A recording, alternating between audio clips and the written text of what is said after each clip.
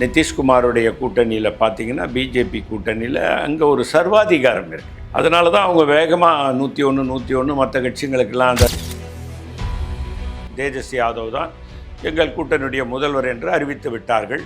ஆகவே இன்னும் வேகமாக ஊடகங்கள்லாம் மத்திய அரசாங்கத்தினுடைய அவர்கள் பிடியில் இருக்கிறது. திரு அதானி அவர்கள், திரு அம்பானி அவர்களிடம் நிறைய வட இந்திய ஊடகங்கள் அவர்கள் கைக்கு போய்விட்டது. இப்போ 40 தொகுதியில் வெற்றி பெறும்போது உங்களுக்கு துணை முதலமைச்சர் பதவி கொடுக்கணுமே கொடுப்பாங்கன்ற நான் ஏன் ஆட்சிக்கு வந்ததுக்கு அப்புறம் அப்ப 2 துணை முதலமைச்சர் பதவியா இருக்கட்டுமே, ஏன் வேண்டான்னு? அவர்கள் சமுதாயத்தாலேயே தோற்கடிக்கப்பட்ட போது இனி நாடார்கள் காமராஜரை உரிமை கொண்டாட எந்த தார்மீக உரிமையும் இல்லை. காங்கிரஸை மக்கள் விரும்பியதால் தான் நாங்கள் எதிர்கட்சியாக கூட வர முடியாத ஒரு நிலையிலிருந்து இன்னைக்கு எதிர்கட்சியாக வந்திருக்கோம்.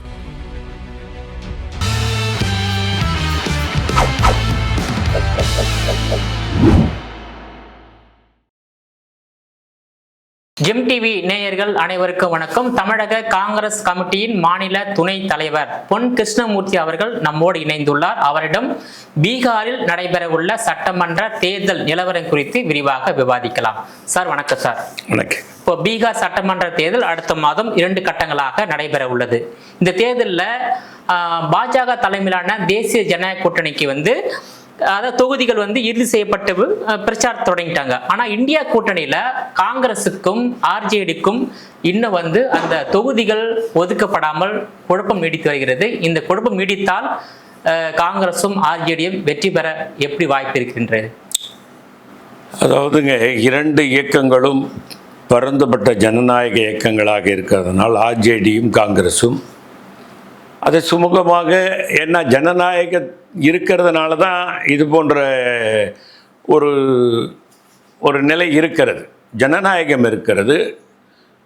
தன்னுடைய கருத்துக்களை, தன்னுடைய உரிமைகளை கேட்டு பெறக்கூடிய ஒரு உரிமைகள் உள்ள இயக்கங்களாக இருப்பதனால்தான் இந்த குழப்பம் நீடிக்கிறது. ஆனால் அங்கே அப்படி அல்ல. அந்த நிதிஷ்குமாருடைய கூட்டணியில் பார்த்தீங்கன்னா பிஜேபி கூட்டணியில் அங்கே ஒரு சர்வாதிகாரம் இருக்குது. அதனால தான் அவங்க வேகமாக 101 மற்ற கட்சிகளுக்கெல்லாம் அந்த ராமஸ்லாஸ் கட்சிக்கு 29, மாஞ்சுக்கு 6 அப்படின்னு பிரிச்சுட்டாங்க. இங்கே உரிமைகள் அதிகமாக இருப்பதனால், ஜனநாயகம் அதிகமாக இருப்பதனால் தங்களுடைய உரிமைகளை கேட்கக்கூடிய வாய்ப்புகளை தருவதன் காரணமாகத்தான் இது நீடித்து கொண்டிருக்கிறது. இன்னும் ஒரு சில நாட்களில் அது முடிவுக்கு வந்துவிடும். அதில் எந்த பிரச்சனையும் இல்லை. 1. 2வது, இப்படி ஒரு நிலை இருந்தால் வெற்றி பெறுவதற்குண்டான வாய்ப்புகளை பற்றி நீங்கள் கேட்குறீங்க. மக்கள் இளைஞர்கள், குறிப்பாக இளைஞர்கள் பார்த்தால் தேஜஸ்வி யாதவ், ராகுல் காந்தி பின்னால் மிகப்பெரிய அளவில் திரள்கிறார்கள் என்பதை நாம் கண்கூடாக பார்த்தோம். அந்த ஓட் ஷோர் என்ற ஒரு யாத்திரையை அவர் துவங்கிய போது அதிலே தமிழக முதல்வர்கள் கூட போய் கலந்து கொண்டார்கள். திரு மரியாதைக்குரிய மாண்புமிகு ஸ்டாலின் அவர்கள் போய் கலந்து கொண்டதை கூட நாம் பார்த்தோம். அங்கு ஆர்ப்பரித்து வந்த அந்த வெள்ளம், இளைஞர்கள் வெள்ளம் கூட்டம் என்பது 65% இளைஞர்கள் உள்ள இந்தியாவில் அந்த இளைஞர் பட்டாளம் இந்த 2 இளைஞர்கள் பின்னால் திரளுவதை பார்க்கின்ற போது எந்த சக்தி வந்தாலும் இந்த கூட்டணியை தோற்கடிக்க முடியாது என்பது நிரூபித்து காட்டிய வரலாற்று உண்மை. ஆகவே இது சிறு சலசலப்பு தானே தவிர இந்த சலசலப்பெல்லாம் தேர்தலை பாதிக்காது என்பது என்னுடைய கருத்து. ராகுல் காந்தி மீதும் தேஜஸ்வி யாதவ் மீதும் அங்கே இருக்கக்கூடிய இளைஞர்கள் மிகுந்த நம்பிக்கை வைத்திருக்கிறார்கள். ஆகவே வெற்றி பெறுவதற்குண்டான மிகப்பெரிய வாய்ப்பு இருக்குது. சற்று நேரத்திற்கு முன்னாலே எங்கள் கூட்டணியிலே தேஜஸ்வி யாதவ் தான் முதல்வர் என்று அறிவித்து விட்டோம். எங்களுடைய ராஜஸ்தான் முன்னாள் முதலமைச்சர் அங்கே பார்வையாளராக அசோக் கெலாட் அவர்கள் சென்று அமர்ந்து பேசி சற்று நேரத்திற்கு முன்னால் தேஜஸ்வி யாதவ் தான் எங்கள் கூட்டணியுடைய முதல்வர் என்று அறிவித்து விட்டார்கள். ஆகவே இன்னும் வேகமாக தேர்தல் களம் சூடுபிடிக்கும். இளைஞர்கள் ஆர்ப்பரித்து வருகின்ற அந்த கூட்டம் தேஜஸ்வி யாதவ் மீது பீகார் மக்கள் வைத்திருக்கக்கூடிய நம்பிக்கைகள், கடந்த 20 ஆண்டுகளாக அந்த இயக்கம், ஆர்ஜேடி இயக்கம் 30% வாக்குகள் குறையாமல் பெற்றுக்கொண்டு வருகிற நிகழ்வு, காங்கிரஸினுடைய வாக்கு சதவீதம் இன்னும் கூட்டணிகளுடைய வாக்கு சதவீதங்கள் இணைகின்ற போது எங்களுடைய வெற்றி நிச்சயிக்கப்பட்ட வெற்றியாகத்தான் இருக்கிறது. 2005ஆம் ஆண்டு முதல் தற்போது வரையில் ஐக்கிய ஜனதா கட்சி தான் தொடர்ந்து ஆட்சியை கைப்பற்றி வருகிறது. ஏறக்குறைய நிதிஷ்குமார் 19 ஆண்டுகளாக முதலமைச்சராக இருந்து வருகிறார். இப்போ நிதிஷ்குமாரையே ஓரங்கட்டி விட்டு பாஜக ஆட்சியை கைப்பற்ற வேண்டும், பாஜக சேர்ந்த ஒருவர் முதலமைச்சராக வர வேண்டும் என்ற நோக்கத்தோடு தான் நாங்கள் தேர்தலை சந்திச்சிருக்காங்க. ஆனால் காங்கிரஸ் ஆர்ஜேடி கூட்டணியில் இதுவரையில் அந்த தொகுதியே உடன்பாடு எட்டப்படலை.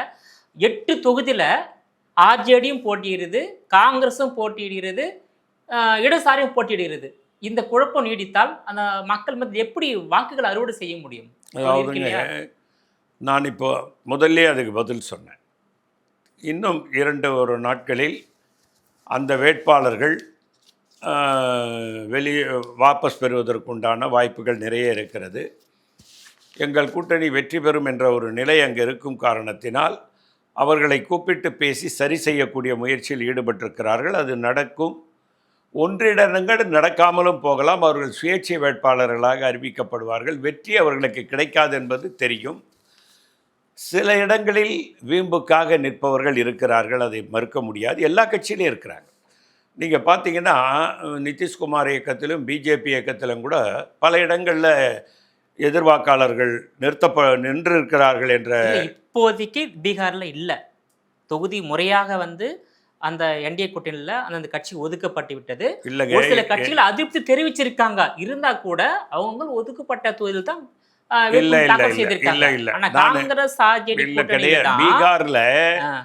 பீகார்ல நிதிஷ்குமார் ஆளுங்களை எதிர்த்து பிஜேபி நண்பர்களும் பிஜேபி ஆதரித்து நிதிஷ்குமார் இயக்கத்தினுடைய நண்பர்களும் பல இடங்களில் போட்டியிடுகிறார்கள். அது வெளியில் வரல.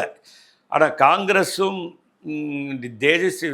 ராஷ்டிரிய ஜனதா தள கட்சியினுடைய விவகாரம்தான் இந்த ஊடகங்களில் பெரிதாக காட்டப்படுகிறது என்பது வரலாற்று உண்மை. காரணம் என்னன்னு கேட்டிங்கன்னா, இன்றைக்கி ஊடகங்கள்லாம் மத்திய அரசாங்கத்தினுடைய அவர்கள் பிடியில் இருக்கிறது. குறிப்பாக பார்த்தீர்கள் என்றால் திரு அதானி அவர்கள், திரு அம்பானி அவர்களிடம் நிறைய வட இந்திய ஊடகங்கள் அவர்கள் கைக்கு போய்விட்டது. ஒரே ஒரு ஊடகம் மட்டும் இருந்தது. அதுவும் இப்போ சமீபத்தில் அதானி வாங்கிவிட்டார் என்ற காரணத்தினால் அந்த ஊடகங்கள் அதை பெரிதுபடுத்தவில்லை. இல்லை, பொய்யான செய்தியை மக்கள் ஒரு கட்டத்துக்கு மேலே நம்ப இல்லை. நான் காங்கிரஸை எதிர்த்து பொதுவாகவே நான் சொல்கிறேன். இல்லை, 8 இடங்கள் நீங்கள் சொன்னதை நான் ஆமோதிக்கிறேன், உண்மை, நான் மறுக்கலை. ஆனால் அதே போன்று அங்கேயும் நடக்குது, அதை வெளிப்படுத்தலை ஊடகங்கள். இப்போ அது வட இந்தியா தேர்தல் நடக்குது, வட இந்தியா பத்திரிகையிலையும் ஊடகத்திலே வர வைத்து தான் நம்ம பேசுகிறோம். அதை பெரிதுபடுத்தாமல் காங்கிரஸ் ராஷ்டிரிய ஜனதா தளத்தை பெரிதுபடுத்தி காட்டி ஒரு பிளவை உண்டாக்கி மக்கள் மத்தியிலே ஒரு குழப்பத்தை ஏற்படுத்தி அந்த கூட்டணியை வெற்றி பெறுவதற்காக அந்த ஊடகங்கள் அவர்களுக்கு உதவியாக இருக்கிறார்கள் என்ற கருத்தைத்தான் நான் பதிவு செய்ய விரும்புகிறேன். இல்லை, இப்போ முதலமைச்சர் கேண்டிடேட் தேஜஸ்வி யாதவ், துணை முதலமைச்சர் முகேஷ் சகானி. ஏன் காங்கிரஸ் கட்சியை சேர்ந்த ஒருவர் துணை முதலமைச்சர் கேண்டிடேட்டாக அறிவிக்கலை இந்த பீகாரில்? அதாவதுங்க, காங்கிரஸ் எப்போவுமே மதசார்பற்ற ஒரு தன்மை கொண்ட இயக்கம். மதசார்புள்ள இந்த இயக்கம் இந்த நாட்டை ஆளக்கூடாது என்ற கருத்தியல் அடிப்படை கொண்ட ஒரு இயக்கம். காந்தியினுடைய முழக்கமே எல்லோருக்குமான நாடு. எல்லோருக்கும்னா யாரெல்லாம் இந்தியாவுக்குள்ளே எந்த மதம் எந்த ஜாதி வாழ்கிறாங்களோ அவங்களுக்கெல்லாம் சொந்தமானது இந்திய நாடு என்று அவர் கூறிவிட்டு மறைந்து விட்டார். அந்த அடிப்படையில் பார்க்கும்போது எங்களுக்கு ஆட்சி அதிகாரத்தை விட மதசார்புள்ள இயக்கம் இந்த நாட்டை ஆளக்கூடாது, எல்லோருக்குமான நாடாக இது இருக்க வேண்டும். இன்றைக்கு நீங்கள் பார்த்தீங்கன்னா சிறுபான்மை மக்கள் வஞ்சிக்கப்படுகிறார்கள், தலித் மக்கள் நிந்திக்கப்படுகிறார்கள், அவர்களுக்கு உண்டான உரிமைகள் இன்றைக்கு கிடைக்கல. இன்றைக்கி கூட நிதிஷ்குமார் அமைச்சரவையில் பார்த்தீங்கன்னா நீங்கள் எடுத்து பாருங்கள், ஒரே ஒரு பழங்குடியினத்தை சேர்ந்தவர் தான் அமைச்சராக இருக்கார். இன்னொரு தலித்து ஒருத்தருக்கு அமைச்சர் கொடுத்தா என்ன? ஏன் நீங்கள் முஸ்லீம்களுக்கு கொடுக்க மாட்டீங்க? அப்போ நீங்கள் மத ரீதியாக ஜாதிய ரீதியாகத்தான் நீங்கள் செயல்படுகிறீர்கள். ஆனால் அது எங்கள் இயக்கத்தில் இல்லை. அது மதசார்புள்ள ஒரு இயக்கம் அகற்றப்பட வேண்டும், மதசார்பற்ற நிலை வர வேண்டும் என்பதற்காகத்தான் நாங்கள் இதற்கெல்லாம் ஒப்புக்கொண்டு செயல்படுகிறோம். அதாவது பாஜகவை வந்து அகற்ற வேண்டும் என்பதுதான் காங்கிரஸோட இலக்கியத்தை. கண்டிப்பாக மத்தியிலும் மாநிலத்திலும் ஆட்சி கைப்பற்ற வேண்டும் என்ற இலக்கு காங்கிரஸ் கட்சிக்கு இல்லையா? இல்ல, அப்படி இல்லைங்க. ஆட்சி ஏன் நீங்க துணை முதலமைச்சரை பீகார்ல கேட்டு வாங்கலன்னு நான் கேட்கிறேன். அதாவதுங்க, முதல்ல இந்த நிலையில எங்களுடைய வெற்றியை இலக்கை நோக்கி நாங்கள் போய்கொண்டிருக்கிறோம். நாங்கள் எது வெற்றி? அதாவது பாஜக வீழ்த்துவதுதான் வெற்றியா? பாஜகவை வீழ்த்துவது மட்டும்தான் வெற்றி. அதுதான் எங்களுக்கு வெற்றி. நீங்க போக போக எங்களுடைய பலம் அதிகரிக்கும். இன்னைக்கு நீங்க பார்த்தீங்கன்னா, நான் பீகாரில் இருக்கிற நண்பர்களை கேட்கும்போது, தேஜஸ்வி யாதவுக்கு இருக்கக்கூடிய அந்த இளைஞர்களுடைய ஆதரவு ராகுல் காந்திக்கும் இருக்கிறது என்ற ஒரு கருத்தை சொல்லுகிறார்கள். அந்த வகையில் பார்க்கும்போது நாங்கள் இன்றைக்கு போட்டியிடுகின்ற 60 இடங்களில் நாங்கள் வேட்புமனு தாக்கல் செய்திருக்கிறோம். அதிலே எங்களுக்கு போன தடவை 19 தான் வெற்றி பெற்றோம். 70 வாங்கி போட்டிட்டு 19 வெற்றி பெற்றோம். ஆமாம். ஆனால் இந்த தடவை எங்களுக்கு 40 சீட்டுக்கு மேல் வெற்றி பெறுவோம் என்ற ஒரு கருத்து சொல்லுகிறார்கள். இப்போ 40 தொகுதியில் வெற்றி பெறும்போது உங்களுக்கு துணை முதலமைச்சர் பதவி கொடுக்கணுமே. கொடுப்பாங்கன்ற நான் ஏன் ஆட்சிக்கு வந்ததுக்கு அப்புறம் அப்ப 2 துணை முதலமைச்சர் பதவியா இருக்கட்டுமே, ஏன் வேண்டான்னு யார் வேண்டான்னு சொல்றாங்க? 2 துணை முதல்வர் இன்னைக்கு மகாராஷ்டிராவில் இருக்காங்களே. ஒருத்தர் வந்து அதையும் அனௌன்ஸ் பண்ணல. ஏன் அப்புறம் தேர்தலில் வெற்றி பெற்றதுக்கு அப்புறம் அனௌன்ஸ் பண்ணிட்டு போறது? காங்கிரஸ் மீது நம்பிக்கை இல்லையா? நம்பிக்கை இல்லைங்க. நம்பிக்கை இல்லாம பெற்றாதான் துணை முதலமைச்சர் நம்பிக்கை இல்லாம ஒரு கூட்டணியில பயணம் பண்ண முடியாது. அந்த இயக்கம் வந்து எங்களுக்கு துணை முதல்வர் வேண்டுன்ற போது ஓகேன்ட்டோம். எங்களுக்கு வந்து வெற்றி பெற்றதற்கு பின்னால் நாங்கள் கேட்டு பெற்றுக்கொள்வோம். அதில் எந்த தயக்கமும் இருக்க முடியாது. திரு லாலு பிரசாத் யாதவ் எப்பொழுதுமே காங்கிரசினுடைய பக்கம் இருப்பார். காங்கிரஸ் பால் அன்பு கொண்டவர். காங்கிரஸுக்கு பதவியை விட்டு கொடுப்பதில் அவர் தயக்கம் காட்ட மாட்டார். வெற்றி பெற்றதற்கு அப்புறம் நாங்கள் கூடுதலாக வெற்றி பெற்ற போது அவர்களாகவே அழைத்து நீங்கள் ஒரு துணை முதல்வராக இருங்கள் என்று கூறலாம். இல்லாவிட்டால் நாங்களே கூட கேட்டு பெற்றுக்கொள்வோம். அதனால் இந்த கட்சி ஆரம்பிக்கப்பட்டதே ஆட்சி அதிகாரத்துக்காக இல்லைங்க. அதை முதல்ல நான் பீகாரில் வந்து ஏறக்குறைய 10 முறை 35 ஆண்டுகள் காங்கிரஸ் கட்சி ஆண்டு உள்ளது பீகார்ல. ஆனா இன்னைக்கு வந்து காங்கிரஸ் கட்சிக்கு பிறகு வந்து லாலு பிரசாத் யாதவ், நிதிஷ்குமார் இப்படிதான் முதலமைச்சர் இருந்துட்டு வராங்க. இப்போ இந்த தேர்தலில் வந்து தேஜஸ்வி யாதவா இல்ல பாஜகவா என்ற நிலை தான் இப்போ இருக்கின்றது. அதான உண்மை. அதாவதுங்க, அவங்க நிதிஷ்குமாரை இந்த தடவை ஏமாத்திடுவாங்க.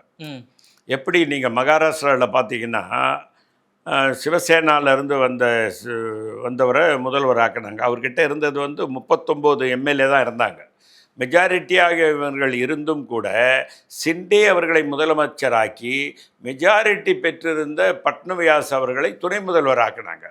இப்போ பார்த்தீங்கன்னா அப்படியே மாற்றிட்டாங்க. அந்த சிண்டே துணை முதல்வர் ஆகிட்டார், பட்னவியாஸ் முதல்வர் ஆகிட்டார். இப்போ கூட அவங்க ஆளை ரெடி பண்ணி வச்சுருப்பாங்க பிஜேபியில், யார் முதல்வர்னு அவங்களுக்குள்ள மனசுல வச்சிருப்பாங்க. இந்த தடவை ஆகிவிட்டது. அவருக்கு 80 வயது தாண்டி விட்டது. 20 ஆண்டுகளாக ஆட்சியில் இருக்கிறாரு. அவருடைய மக்கள் எதிர்ப்பலை அவருக்கு அதிகமாக இருப்பதாக அங்கே இருக்கக்கூடிய தகவல்கள் சொல்லுது. நிதிஷ்குமாரனுடைய ஆட்சியினுடைய அதிருப்திகள் இன்றைக்கு இதில் வெளிப்படும் என்று சொல்லுகிறார்கள். அதன் காரணமாகத்தான் 75 லட்சம் பெண்களுக்கு 10,000 ரூபாய் கொடுப்பதாக அறிவித்தது மட்டும் இல்லை, கொடுத்து விட்டார்கள். தேர்தல் அறிவிப்பு டேட் அறிவிக்கிறதுக்கு முன்னாலேயே ஒவ்வொருத்தருடைய 75 லட்சம் பெண்கள் அக்கௌண்ட்டுக்கும் அந்த 10,000 ரூபா போயிடுது. அதுக்கு என்ன காரணம்னா தோல்வி பயம்தான் காரணம். அதே போன்று நீங்கள் பார்த்தீர்களானால் பிஜேபி நிதிஷ்குமார் கூட்டணி தோற்பதற்கு பிரசாந்த் கிஷோர் அவர்கள் முழுமையாக பணியாற்றி கொண்டிருக்கிறார். பிரசாந்த் கிஷோர் அவர்கள் ஒரு முற்பட்ட சமூகத்தை சேர்ந்தவர். முற்பட்ட சமூகம்தான் பிஜேபிக்கு வாக்களித்து கொண்டிருக்கிறது. இந்தியா முழுமைக்கும் நாம் பார்க்கிறோம். பிராமணர்கள், தாக்கூர் போன்றவர்கள், பன்னியா போன்றவர்கள் வாக்களித்து கொண்டிருக்கிறார். இங்கே கூட நீங்கள் பார்த்தீங்கன்னா வலதுசாரிகள் என்று சொல்லக்கூடியவர்கள் வருவார்கள். குறிப்பாக அவர்களெல்லாம் முற்பட்ட சமுதாயத்தை சேர்ந்தவர்கள். அவர்கள் எல்லோரும் பார்த்தீங்கன்னா பிஜேபிக்கு தான் வக்காலத்து வாங்கி பேசி கொண்டிருப்பார்கள். அது போன்றவர்களுடைய வாக்குகளை பிரசாந்த் கிஷோர் பிரித்து விடுவார். அவருக்குத்தான் போகும். காரணம் வந்து அவர் பிராமண சமுதாயத்தை சேர்ந்தவர்.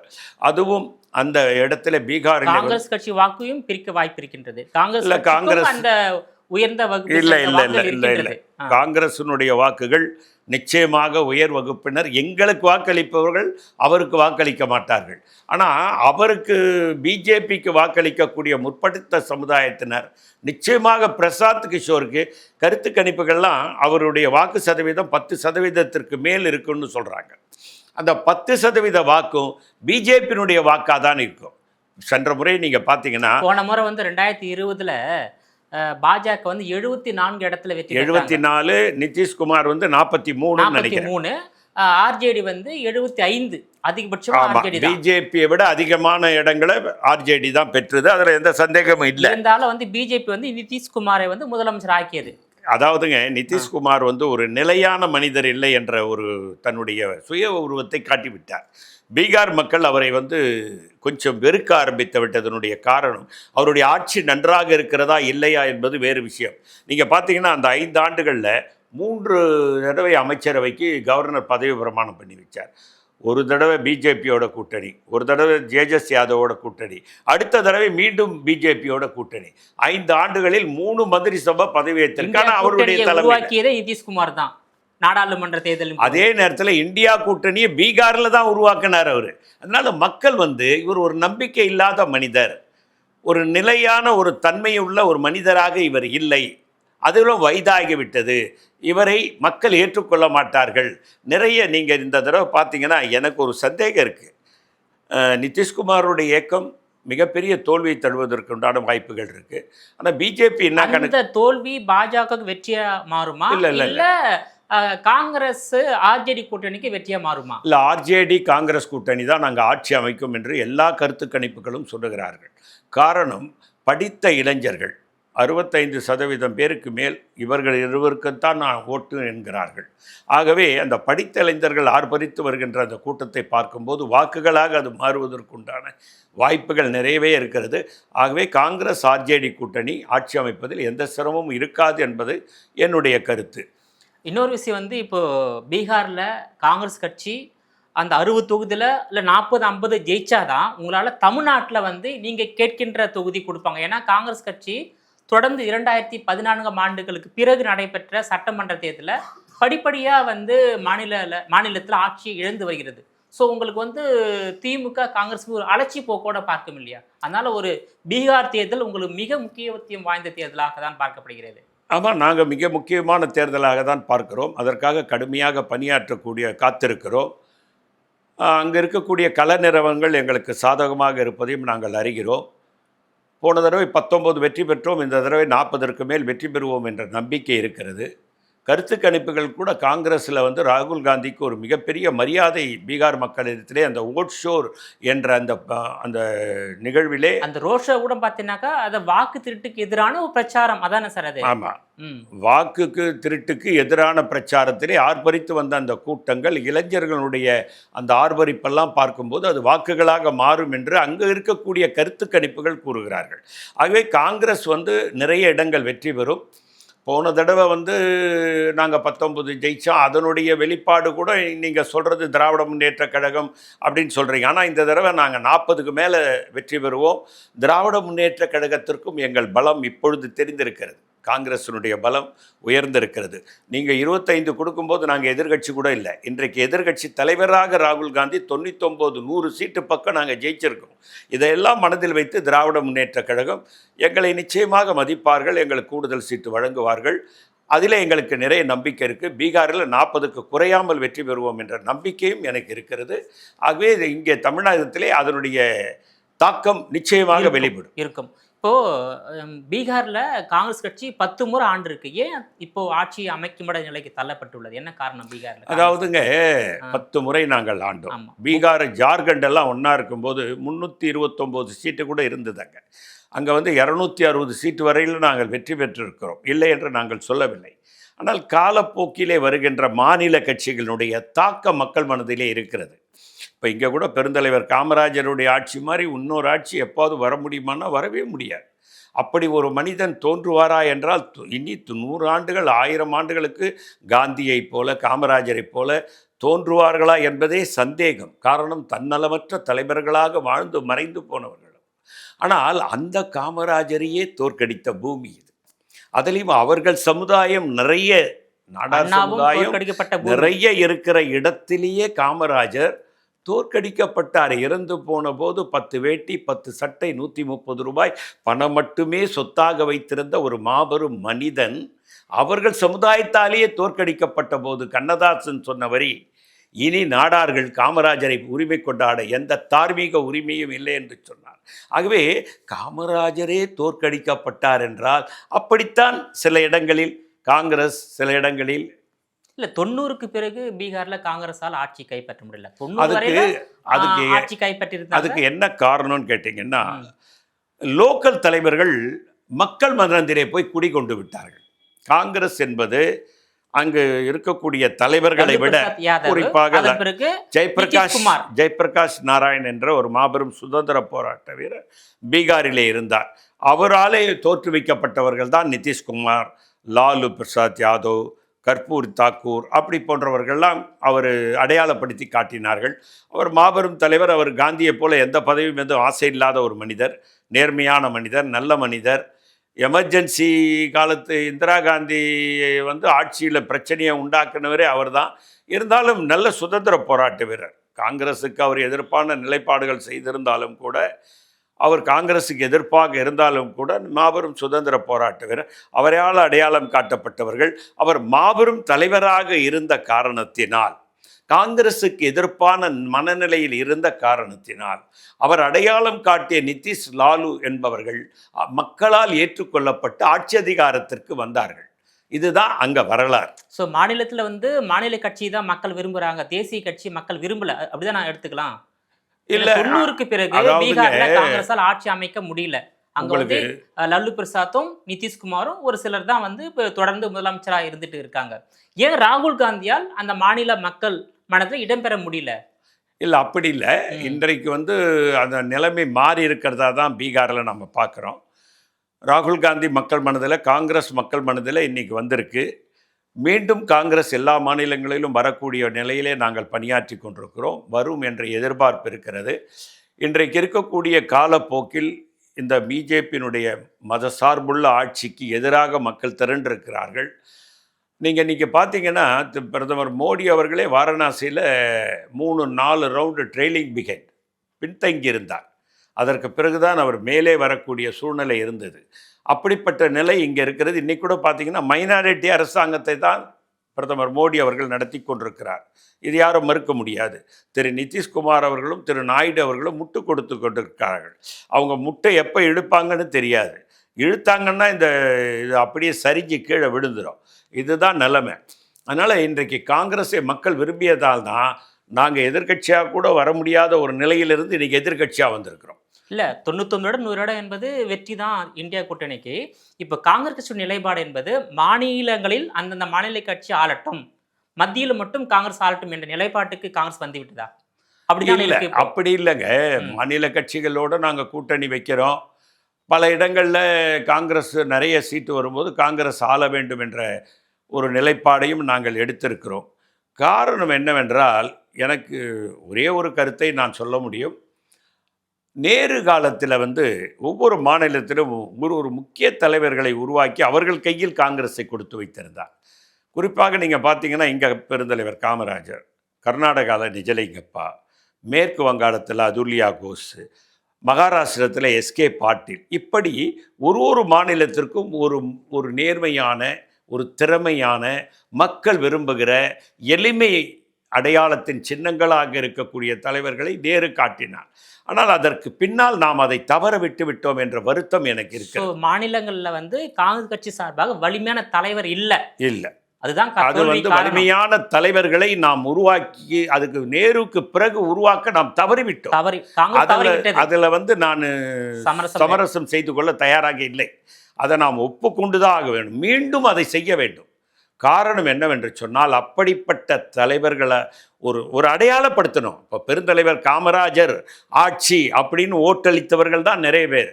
நிஜலிங்கப்பா என்ற ஒரு தலைவர் கர்நாடகாவிலே, அவருக்கான வாக்கு வங்கிகள் ஒன்று இருந்தது. காங்கிரஸுக்கு ஒரு வாக்கு வங்கி, அந்த நிஜலிங்கப்பாவுக்கு ஒரு வாக்கு வங்கி. அதுல்யா கோஷ் மிகப்பெரிய தலைவர், மேற்கு வங்காளத்தில் இன்னைக்கு மம்தா பானர்ஜி முதலமைச்சராக இருக்கக்கூடிய அந்த இடத்தில் அதுல்யா கோஷ் என்ற ஒரு மாபெரும் தன்னலமற்ற தலைவர், அவரை அடையாளம் காட்டி வைத்திருந்தார் நேரு.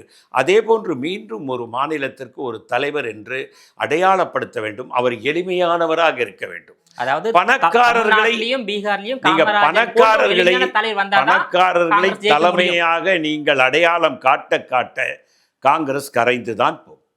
இன்னொரு விஷயம், தமிழ்நாட்டுல வந்து தாவேக தலைவர் விஜய் வந்து காங்கிரஸ் வந்து கூப்பிடுறாரு, திமுக இருந்து நீ வெளியே வாங்க, காங்கிரஸும் தாவே கூட்டணி அமைத்து சட்டமன்ற தேர்தலில் சந்திக்கலாம், நாடாளுமன்ற தேர்தல் சந்திக்கலாம்னு சொல்றாங்க. ஸோ இதை எப்படி பார்க்குறது காங்கிரஸ் கட்சி? அதாவதுங்க, அவருடைய அன்பான வரவேற்புக்கு அவர் அளிப்பதில் நான் மகிழ்ச்சி அடைகிறேன். ஆனால் நாங்கள் ஒரு வலிமையான கூட்டணியை இங்கே அமைத்திருக்கிறோம். அந்த கூட்டணி நாங்கள் எப்படி இணைந்திருக்கிறோம் என்றால், ஒரே ஒரு புள்ளி தான். நான் ஆரம்பத்திலேருந்து சொல்லிகிட்டு இருக்கேன், அந்த மதசார்பற்ற அந்த புள்ளியில் தான் நாங்கள் இணைந்திருக்கிறோம். ஏன்னா திரு ஸ்டாலின் அவர்கள் காங்கிரஸ் எந்த அளவிற்கு இந்த மதசார்புள்ள இயக்கத்தை எதிர்க்கிறதோ அதே வலிமையோடு திரு ஸ்டாலின் அவர்கள் திராவிட முன்னேற்றக் கழகம் எதிர்க்கிறது. அந்த புள்ளியில் நாங்கள் இருந்திருக்கிறோம். அந்த மாற்றத்தை இந்தியாவில் கொண்டு வர வேண்டும் என்று விரும்புகிறோம். எல்லோருக்குமான நாடாக இது இருக்க வேண்டும். சிறுபான்மை மக்கள் அச்சமின்றி வாழ வேண்டும். தலித் மக்கள், விளிம்புநிலை மக்கள் நாங்கள் சுபிட்சமாக இருக்கிறோம் என்ற ஒரு மனநிலைக்கு அவர்கள் வர வேண்டும். அடித்து நொறுக்குகின்ற வேலை இனி இருக்கக்கூடாது. அப்படிப்பட்ட ஒரு இந்தியா தான் மீண்டும் வர வேண்டும். காந்தியினுடைய கனவை நனவாக்க வேண்டும். அதற்கு நாங்கள் இன்றைக்கு மதசார்பற்ற ஒரு புள்ளியில் இணைந்திருக்கிறோம். அதிலிருந்து வெளிவருவது என்பது சிரமம். 2026 காங்கிரஸ் தாவேக கூட்டணி அமைய வாய்ப்பில்லைன்னு நான் சொல்லலை. அப்படி அறுதிட்டு நான் சொல்ல வரல. எங்களுடைய கூட்டணியில் திராவிட முன்னேற்றக் கழகம், காங்கிரஸ் கூட்டணியில் தாவேகா வந்து இணைய வேண்டும் என்பது என்னுடைய விருப்பம். உங்க விரிவான தகவலுக்கு ரொம்ப நன்றி சார். வணக்கம்.